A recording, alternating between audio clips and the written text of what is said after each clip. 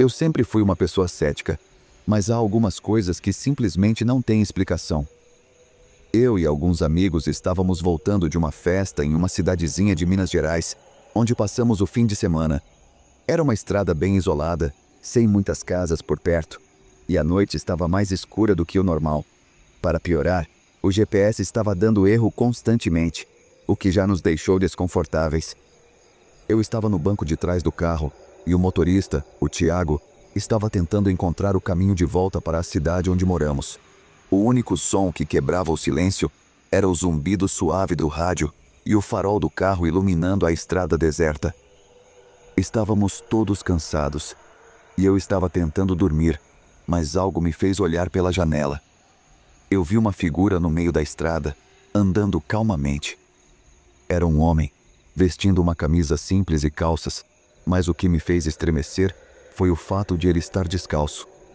O mais estranho foi que ele estava parado exatamente no meio da estrada, como se estivesse esperando algo ou alguém. Eu perguntei, um pouco nervosa, se eles tinham visto aquilo, mas ninguém respondeu de imediato. Quando o Tiago finalmente olhou, ele quase perdeu o controle do carro ao desviar do homem. O mais aterrador foi o que aconteceu depois. Nós olhamos para trás e o homem estava bem atrás do carro, ainda andando, como se estivesse nos seguindo.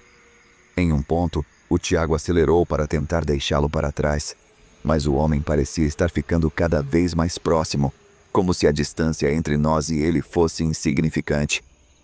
Quando começamos a nos aproximar de um vilarejo, a estrada ficou mais iluminada pelas luzes das casas. O homem simplesmente sumiu da nossa vista, como se tivesse se apagado na escuridão. Nenhum de nós comentou muito sobre isso até chegarmos à cidade, mas todos estávamos visivelmente tensos. Eu tentei pesquisar sobre aquela estrada depois e encontrei um relato de um acidente fatal que aconteceu ali há mais de 20 anos, onde um homem morreu em circunstâncias misteriosas. A estranha parte é que ninguém sabe o que exatamente aconteceu com ele, e não há registros de sua família ou qualquer outra explicação plausível. Só me restou uma pergunta: quem ou o que era aquele homem? E por que ele parecia tão sem pressa? Como se estivesse em outro tempo ou em algum tipo de limbo. Sei que pode parecer uma história de terror clichê, mas eu tenho certeza do que vi, e até hoje, sempre que passo por aquela estrada, me pergunto se algum dia vou ver aquele homem de novo. O que acharam? Já vivi outras experiências estranhas, mas nada como essa.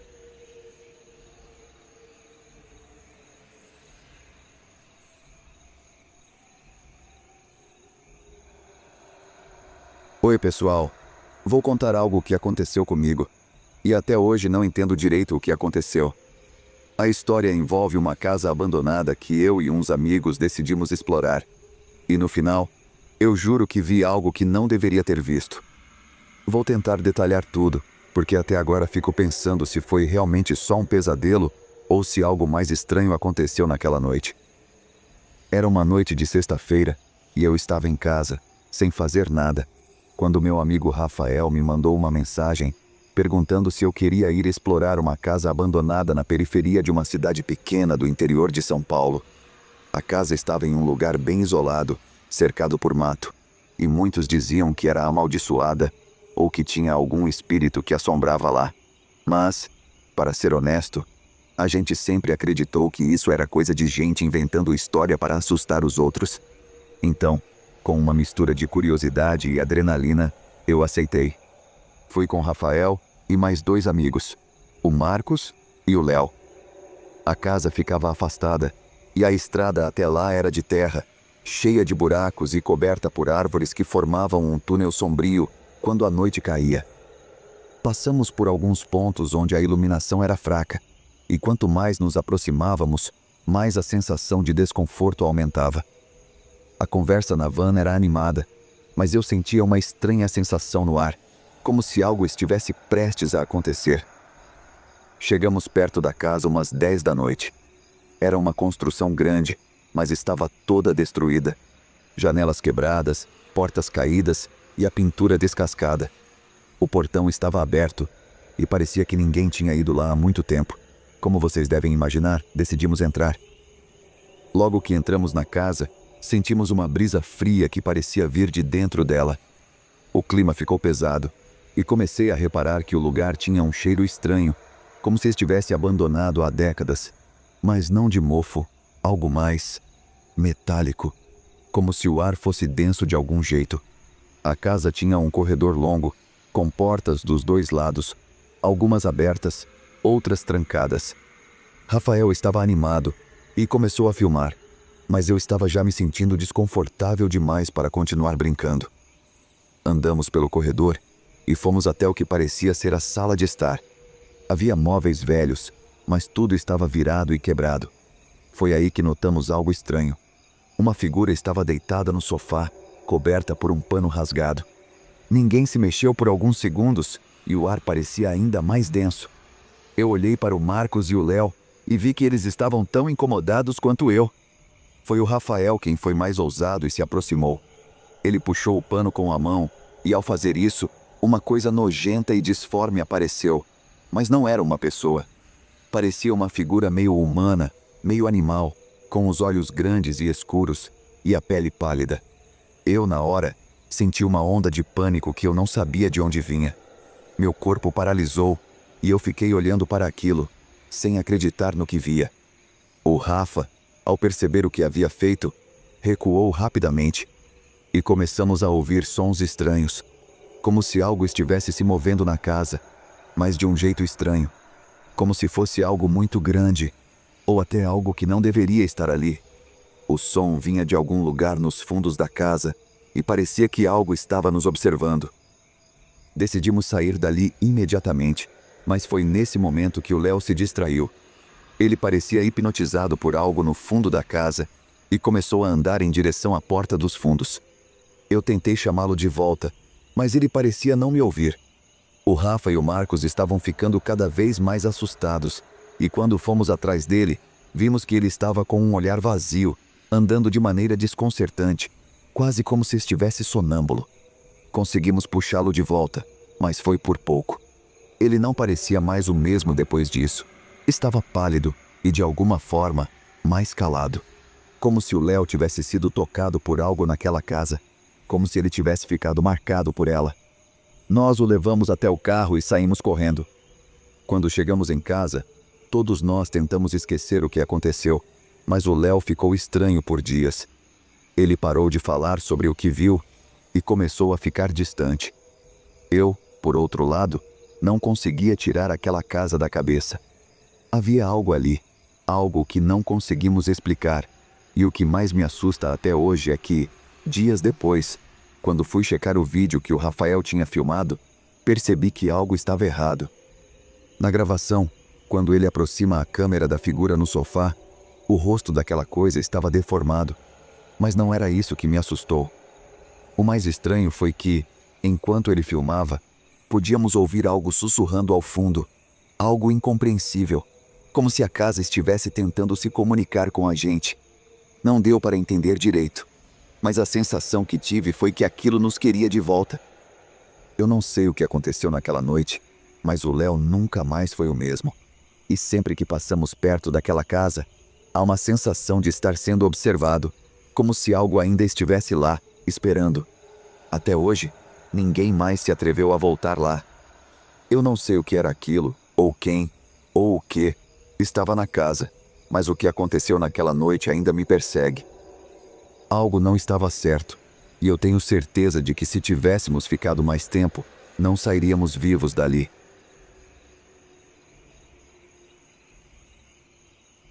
Se está gostando do vídeo, não esqueça de deixar o like e comentar.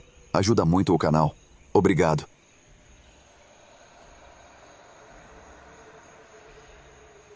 Quando eu tinha 16 ou 17 anos, estava voltando para casa no Brooklyn, depois de assistir a um filme em Manhattan com meus amigos.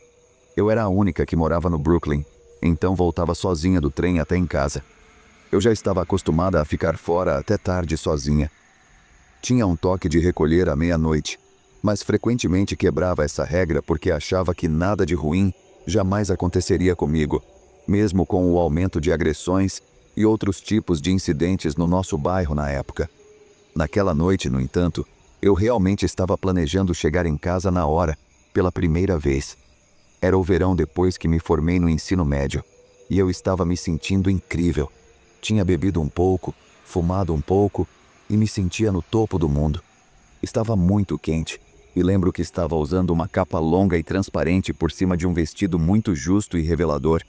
Não que algo teria sido diferente se eu estivesse usando shorts e uma camiseta. De qualquer forma, por causa do meu look, eu estava me sentindo confiante e sendo totalmente imprudente, tirando selfies enquanto andava pelas ruas escuras, ouvindo música com os 2 fones de ouvido e sem prestar atenção nenhuma ao meu entorno. Acho que até cantei enquanto andava. Quando cheguei ao meu prédio, depois de uma caminhada de 10 minutos do trem, subi os degraus até nosso apartamento. Morávamos em um brownstone, tipo de casa de tijolos típica do Brooklyn, com vários apartamentos, e o nosso era no 3º andar. Tínhamos um portão no final dos degraus que nos separava da calçada. Tirei os fones de ouvido e comecei a procurar a chave certa no meu molho. Quando finalmente a encontrei, ainda cantarolando e pensando na minha ótima noite, ouvi o som do portão se abrindo. Virei-me e vi um homem parado no portão, olhando para mim. Ele era jovem, provavelmente na casa dos 20 e poucos anos, vestindo um moletom cinza com o capuz cobrindo parte do rosto. Mas eu conseguia ver os olhos dele, e imediatamente soube que havia algo errado por causa da expressão vazia e nervosa. Uma das mãos dele estava na maçaneta do portão, como se estivesse prestes a abri-lo completamente, mas ele parou quando eu me virei. De alguma forma, meu instinto de luta ou fuga ainda não havia disparado. Talvez por causa do álcool, mas eu, cautelosamente, perguntei: "Posso ajudar você?" Ele não respondeu. Olhei mais atentamente e percebi que a outra mão dele, que não estava no portão, estava se movendo rapidamente, bem próximo à cintura. Foi então que percebi que ele estava se tocando.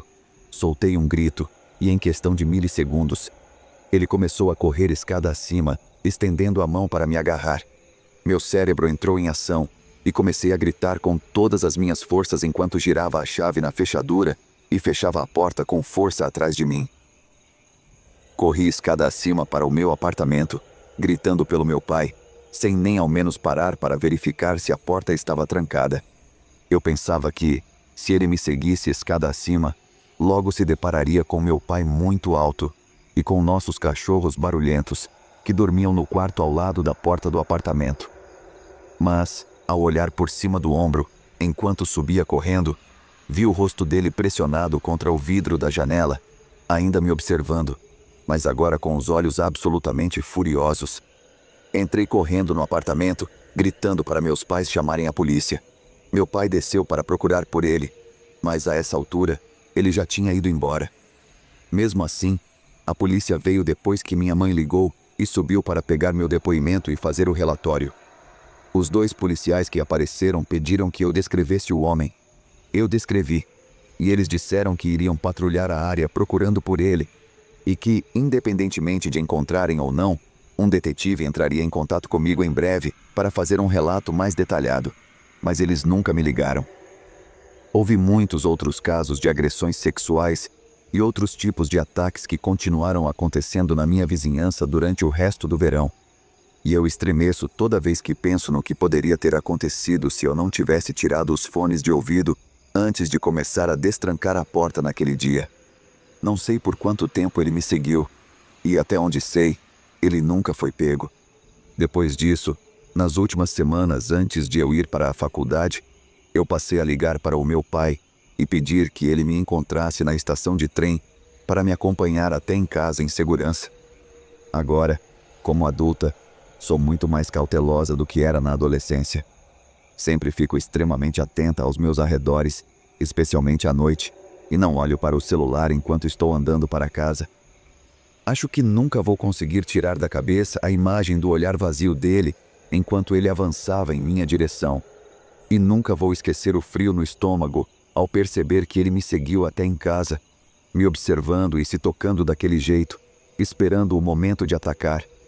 Era como se eu fosse um cervo, percebendo que estava sendo caçado por um tigre, porque o tigre, sem querer, pisou em um galho e revelou sua posição bem antes de pular em sua presa. Eu tive muita sorte naquela noite.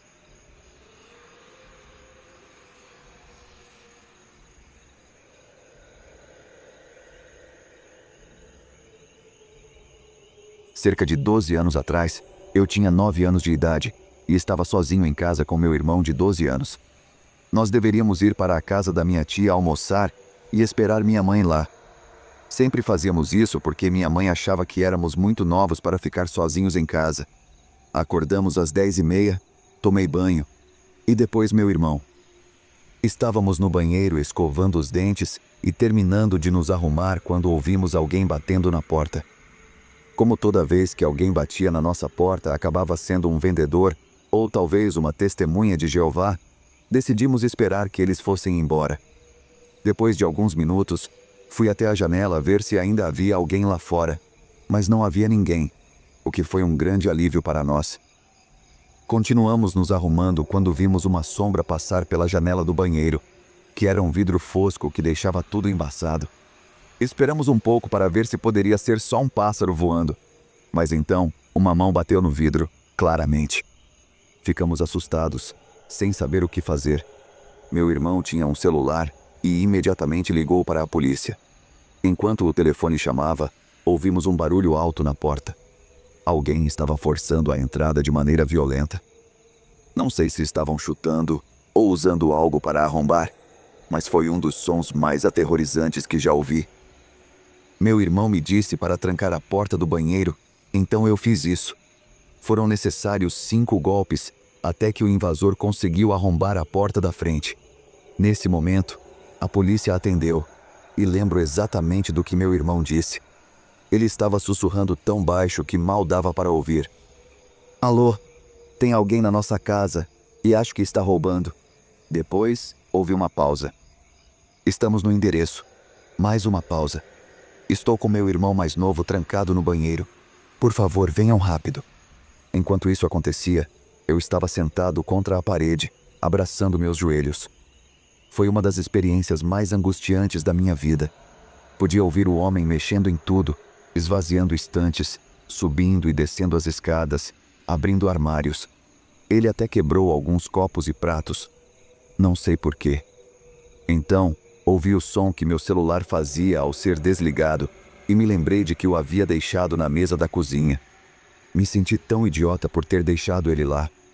As coisas continuaram por alguns minutos até ouvirmos o homem tentando abrir a porta do banheiro. Meu irmão pegou uma barra de metal grande que estava por lá e começou a bater na porta gritando: "Quem está aí?" O homem gritou de volta: "Quem está aí?" Mas não respondemos. Ele chutou a porta mais algumas vezes. Eu sentia que estava prestes a ter um ataque de ansiedade. Meu peito doía, eu tinha calafrios e estava com muito calor. Tentei me acalmar, mas era demais para mim. Depois disso, ele parou. Ouvimos a porta da frente abrir e então, silêncio. Esperamos por quase 10 minutos antes de sair do banheiro. A sala de estar estava um caos. Muitos papéis e livros no chão, armários abertos, copos e pratos quebrados. No quarto da minha mãe, a mesinha de cabeceira e o guarda-roupa estavam abertos, e tudo dentro deles estava espalhado. No andar de cima, nosso quarto estava igual. Em cerca de 5 minutos, o homem conseguiu revirar tudo e sair, deixando um rastro de bagunça. Depois disso, meu irmão ligou para minha mãe, e ela nos mandou ir para a casa da minha tia imediatamente. Quando chegamos lá, eu estava um pouco mais calmo. Minha tia nos esperava com sorvete. Provavelmente porque minha mãe contou tudo e ela queria nos acalmar. Voltamos para casa por volta das 5 da tarde e minha mãe, que saiu mais cedo do trabalho dizendo que tinha uma emergência doméstica, já estava lá. Ela arrumou a casa, limpou tudo e deixou tudo do jeito que estava antes para que pudéssemos relaxar.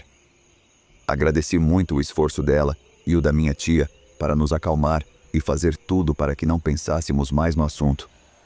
Segundo minha mãe, a polícia chegou em casa depois dela, por volta das 3 da tarde, ou seja, 4 horas após o incidente.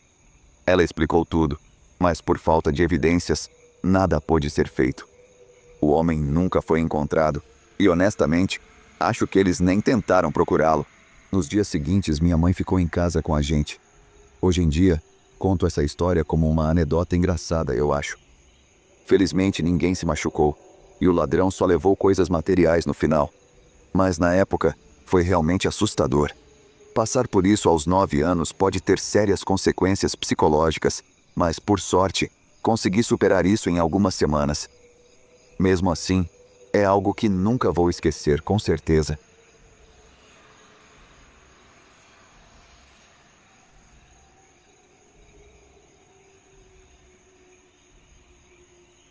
Algo um pouco assustador aconteceu comigo em uma noite durante meu turno da noite, enquanto eu estava fechando o local e recolhendo o lixo externo, uma tarefa que precisava fazer porque era o encerramento.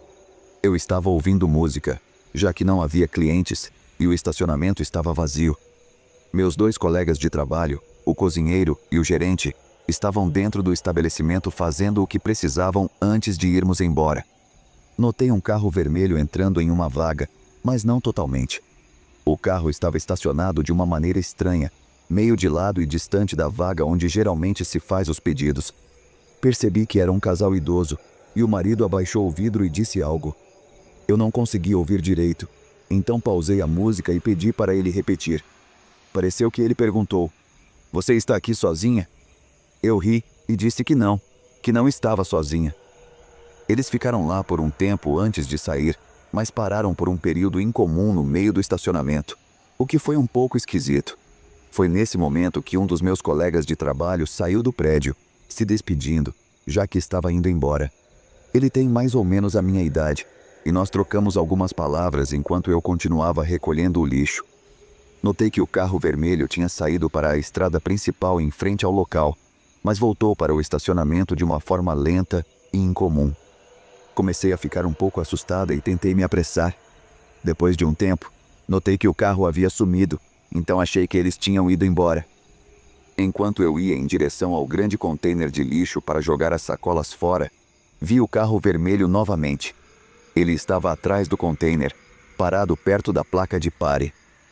Foi aí que rapidamente liguei para o meu irmão e coloquei a ligação no viva-voz. Falei tão alto que qualquer pessoa poderia me ouvir. Eu estava, honestamente, à beira das lágrimas. Quando desliguei a ligação, o carro finalmente começou a se mover. Fez uma pausa por mais um momento e então, finalmente foi embora para sempre. Não sei o que realmente aconteceu, mas senti que estava sendo seguida naquela noite. Não sei se eles tinham boas intenções ou não, mas percebi que meu colega de trabalho havia permanecido em seu caminhão com o motor ligado o tempo todo. Não lembro exatamente, mas acredito que o caminhão dele estava estacionado ao lado do container, e ele pode não ter percebido o que estava acontecendo. Mesmo assim, sou muito grata por ele não ter ido embora ainda, porque estou começando a aceitar a possibilidade de que, talvez, isso tenha sido uma tentativa de sequestro ou algo do tipo. Esse foi meu primeiro emprego, então não sei se isso é algo comum ou se as pessoas só estavam olhando por mim de alguma forma. Mas, sinceramente, não sei o que pensar. O que vocês acham? Isso é normal ou eu deveria ter me preocupado mais? Não contei a ninguém no trabalho sobre o que aconteceu e estou me perguntando se deveria. O que vocês acham?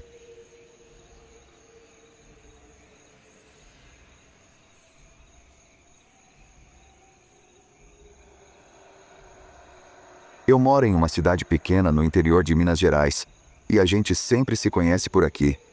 Todo mundo sabe onde fica cada coisa e as estradas rurais são bem conhecidas. Há algum tempo, minha namorada, a Júlia, e eu decidimos ir até uma cidade vizinha para comprar algumas coisas para casa. A viagem foi tranquila e a conversa estava boa, mas o que aconteceu na volta foi algo que, até hoje, me faz duvidar da sanidade. Eram umas 10 da noite e estávamos voltando por uma estrada estreita, cercada de mato dos 2 lados. Não havia iluminação por ali e o farol do carro mal iluminava 1 metro à frente. Durante o trajeto, a Júlia estava no celular, como sempre, e eu dirigia, ouvindo música baixa para não ficar tão entediado. A estrada já estava bem deserta e, de repente, eu vi uma figura na beira da estrada. Era uma mulher, com um vestido branco, que estava parada ali, no meio do nada. A primeira coisa que me veio à cabeça foi: quem é essa louca? Não parecia ser alguém do lugar, pois a mulher estava sozinha, sem nenhuma mochila ou sinais de estar perdida. O que me incomodou foi que ela parecia estar olhando diretamente para o carro, mesmo que a distância fosse grande. Decidi parar por um impulso, mais para saber se ela precisava de ajuda do que por qualquer outra coisa. Eu me aproximei um pouco e falei: "Oi, senhora, tudo bem? Precisa de ajuda?" A mulher não respondeu de imediato, mas continuou olhando fixamente para mim. Ela estava muito pálida e os cabelos, embora longos, estavam desgrenhados. Ela se aproximou do carro lentamente, como se estivesse se arrastando pela estrada. Algo parecia estranho, mas eu ainda não conseguia identificar o que. Eu pensei em dar a ela uma carona, mas, antes que eu pudesse perguntar, ela disse: "O que você está fazendo aqui? Não é o seu lugar. Não é seguro para você." A voz dela era calma, quase hipnótica, e aquilo me deixou ainda mais desconfortável. Eu não sabia o que fazer. Então, olhei para a Júlia, que estava completamente apática, como se não tivesse escutado nada. Foi quando a mulher deu um passo à frente e colocou a mão na janela do carro. Eu vi, com clareza, que seus dedos estavam completamente sujos, cobertos por terra, como se ela tivesse cavado a própria cova. "Você vai me deixar aqui?" ela perguntou, e sua voz já estava mais rouca. Aquela pergunta me deixou sem reação, e eu não sabia o que responder. A sensação de medo estava crescendo em mim. Eu olhei para a Júlia, esperando uma reação, mas ela estava com os olhos fixos no celular. Não parecia perceber o que estava acontecendo. Foi quando, finalmente, a mulher disse: "Você não vai voltar para casa." As palavras dela foram como um choque. Algo naquele momento me fez sentir uma onda de pavor. Antes que eu pudesse abrir a boca para responder, ela deu um último passo para trás e, de forma abrupta, virou-se e desapareceu no mato escuro. Não foi como se ela tivesse corrido para longe ou se escondido. Ela simplesmente sumiu, como se a noite tivesse a engolido. Eu olhei para o lado e vi que a Júlia finalmente levantou os olhos do celular, parecendo um pouco confusa. "O que aconteceu?" ela perguntou. "Eu não sei, mas algo está errado. Vamos embora daqui." Eu acelerei o carro, sentindo a pressão de estar sendo observado, e comecei a andar mais rápido na estrada. Não falamos nada por um bom tempo, mas a sensação de que algo estava nos seguindo não desapareceu. Cada vez que eu olhava no retrovisor, sentia como se a mulher estivesse lá, observando-nos. Mas não era possível, né? Afinal, ela tinha desaparecido. Chegamos em casa algumas horas depois, e no fundo, estava tudo em silêncio. No entanto, o estranho pressentimento não me deixava. Naquela noite, fui dormir inquieto, e a cada instante, sentia que alguém estava me observando. Mas o pior ainda estava por vir. No dia seguinte, decidi pesquisar sobre a história daquela estrada. Eu sabia que esse tipo de coisa costumava ter alguma explicação, e eu estava determinado a encontrar uma. Ao pesquisar, encontrei um fórum de relatos antigos de pessoas que viajavam por aquela mesma estrada. Uma das mensagens que encontrei me deixou gelado. Alguém escreveu sobre uma mulher que sempre aparecia na estrada deserta, alertando os motoristas para não seguirem adiante, pois quem tentava continuar na estrada, depois de vê-la, nunca mais voltava para casa. Era uma história comum, mas o que me fez parar e sentir um calafrio foi a data da última postagem, 2 dias antes da nossa viagem. A mulher, de acordo com o relato, foi uma moradora de um antigo vilarejo que, há décadas, foi destruído por um deslizamento de terra na região. Dizem que ela ficou presa nas ruínas e, desde então, ela protege a estrada, alertando os motoristas para não se aproximarem. Naquele momento, eu percebi o que acontecera. A mulher, aquela visão perturbadora, não era só uma figura perdida na estrada. Ela foi uma alma que nunca descansou, e agora, qualquer um que passasse por lá poderia ser marcado por ela. Eu e a Júlia tínhamos sido os próximos, mas talvez, pela primeira vez, alguém a tivesse ouvido. Eu ainda sinto um desconforto toda vez que passo por aquela estrada. A sensação de estar sendo observado nunca vai embora, e agora sei que, de algum jeito, a mulher na estrada não era apenas uma alucinação. Ela era real, e sua mensagem era clara. Eu só espero nunca mais encontrá-la de novo. Essa foi minha experiência. Não sei o que exatamente aconteceu ali, mas a verdade parece ser ainda mais estranha do que eu imaginava. Espero que, de alguma forma, isso ajude quem for viajar por aquelas estradas desertas. Nunca se sabe o que podemos encontrar.